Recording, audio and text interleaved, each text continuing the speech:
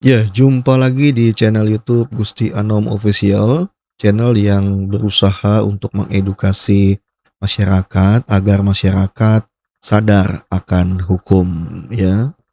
Oke, saya ingin membawa pemirsa semua membayangkan suatu pagi misalkan, suatu pagi udara masih sejuk, burung-burung masih berkicau, ayam berkokok, tiba-tiba datang ke rumah Anda aparat kepolisian datang menangkap Anda, dan kemudian sore harinya gitu ya, Anda sudah ditetapkan menjadi tersangka. Nah, pertanyaannya, apakah keputusan polisi itu bisa dilawan? Ya, ternyata bisa. Jadi keputusan polisi untuk menangkap kita itu bisa dilawan. Nah, namanya, mekanismenya itu adalah pra peradilan. Masalahnya, banyak orang yang baru mengajukan pra-peradilan ketika semuanya sudah terlambat. Lalu sebetulnya kapan sih pra-peradilan itu dapat diajukan? Nah, pada video kali ini kita akan bahas secara tuntas. Nah, apa itu pra-peradilan ya? Jadi pra-peradilan itu merupakan kewenangan pengadilan negeri untuk menguji apakah tindakan aparat penegak hukum ini sudah sesuai dengan prosedur hukum. Nah, tujuannya pra-peradilan ini bukan untuk mengadili apakah seseorang bersalah atau tidak, tapi yang diuji apakah proses penegakan hukumnya sudah dilakukan secara sah. Jadi dengan kata lain, pra-peradilan ini mengawasi agar penyidik maupun penuntut umum itu tidak melakukan tindakan yang sewenang-wenang. Nah, bagian paling pentingnya itu kapan pra-peradilan ini bisa diajukan. Jadi pemirsa semua, permohonan pra-peradilan itu dapat diajukan ketika seseorang merasa haknya dirugikan akibat tindakan penyidik atau penuntut umum. Nah, misalkan yang pertama, pemirsa semua itu ditangkap secara tidak sah.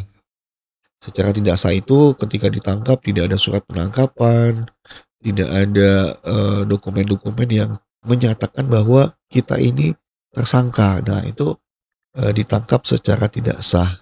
Nah, kemudian ketika teman-teman ditahan tanpa alasan yang cukup. Jadi ketika polisi itu mau menahan kita, itu pasti ada alasan-alasannya.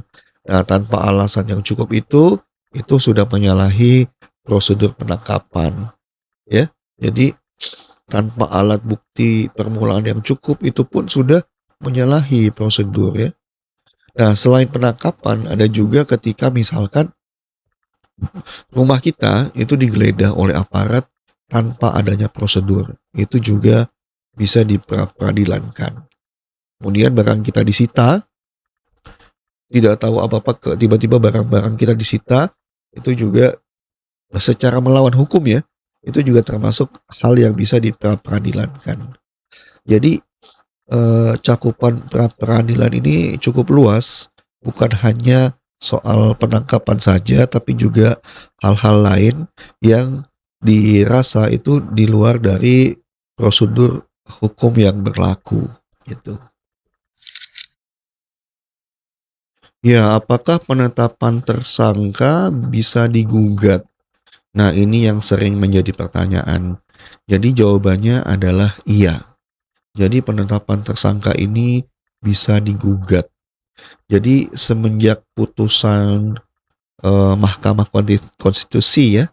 Jadi putusan Mahkamah Konstitusi nomor 21 garis miring PUU strip Romawi 12 garis miring 2014 ini objek pra peradilan ini diperluas. Artinya apa? Artinya hakim dapat menguji apakah penetapan seseorang sebagai tersangka itu sudah didasarkan pada minimal dua alat bukti yang sah. Nah, ketika tidak memenuhi syarat tersebut, maka status tersangkanya itu dapat dibatalkan oleh hakim. Ya, jadi penetapan tersangka masih bisa kita gugat yang didasarkan harus minimal 2 alat bukti yang sah. Nah, kemudian kapan sih waktu yang tepat untuk kita mengajukan pra peradilan? Jawabannya semakin cepat semakin baik. Jadi lebih cepat lebih baik. Jadi jangan sampai menunggu perkara kita dilimpahkan ke pengadilan. Sebab ada satu aturan yang paling penting, begitu sidang pokok perkara ini dimulai dan dakwaan telah dibacakan oleh penuntut umum, maka permohonan peradilan itu sudah gugur, ya. Jadi saya ulangi, ketika sidang pokok perkara ini dimulai, dakwaan dibacakan oleh penuntut umum, maka disitulah permohonan pra peradilan itu gugur dan tidak dapat dilakukan. Ya, jadi inilah sebabnya banyak permohonan pra peradilan itu ditolak. Jadi bukan karena tanpa alasan, tapi karena diajukannya terlambat, begitu. Nah, sekarang siapa yang berhak untuk mengajukan pra peradilan ya? Jadi permohonan pra peradilan itu berhak diajukan oleh yang pertama itu tersangkanya sendiri, ya. Tersangkanya sendiri berhak untuk mengajukan pra peradilan. Yang kedua, kalau tersangkanya itu sulit, yang bisa mengajukan itu adalah keluarganya tersangka, ya. Oleh sebab itu pada video sebelumnya ketika ditangkap kita harus menghubungi keluarga kita. Nah, yang ketiga itu adalah kuasa hukum kita ya. Ketika kita ada didampingi oleh lawyer atau advokat, jadi sebagai kuasa hukum itu berhak untuk mengajukan pra peradilan. Atau yang keempat, atau pihak lain yang memiliki kepentingan sesuai dengan ketentuan hukum ya.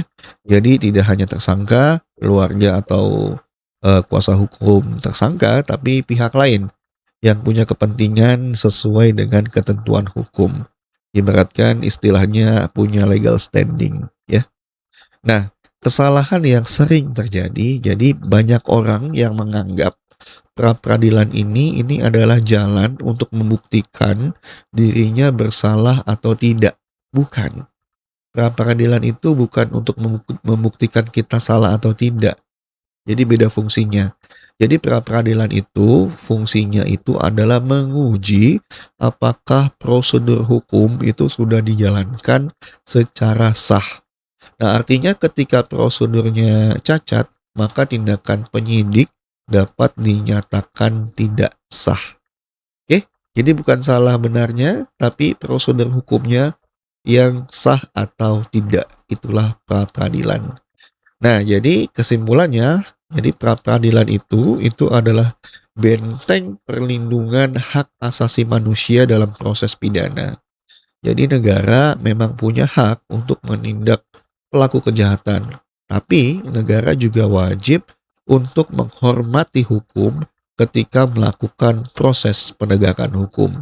Karena dalam negara hukum, tujuan yang baik tidak boleh dicapai dengan cara melanggar hukum ya. Ini seperti kasus, ya kita tahulah kasusnya apa.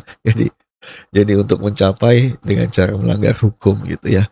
Oke, jadi bagaimana menurut teman-teman semua di sini? Apakah peradilan ini sudah cukup untuk melindungi masyarakat dari tindakan sewenang-wenang aparat?